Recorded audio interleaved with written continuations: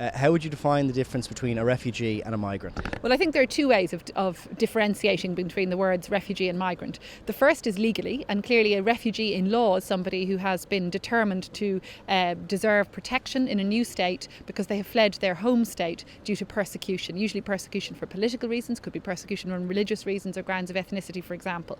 So that would be the legal terminology. A migrant is simply a term used to describe anyone who's travelling between one country and another, and a refugee has the more clear legal meaning. However, I think there's a second way to differentiate between the terms, and that is more important in common debate or in general public debate, and that is that we simply use the word migrant in a way to depersonalise people who are fleeing persecution. And I think it is more accurately reflective of the reality of those fleeing persecution and war in Syria, for example, to use the term refugee collectively in describing them. I don't think that conveys a sense that they've been through a legal determination process. I think rather it conveys a sense of empathy with their plight and a sense of recognition of the reality that they are fleeing persecution. And with media in particular, is there an onus on media organisations to use appropriate terminology? Yes, I would like to see media organisations adopting a policy of using the term refugee when they're describing those people who are forced to flee their own country, usually at the present time Syria, Afghanistan or Iraq, because of conflict and persecution there.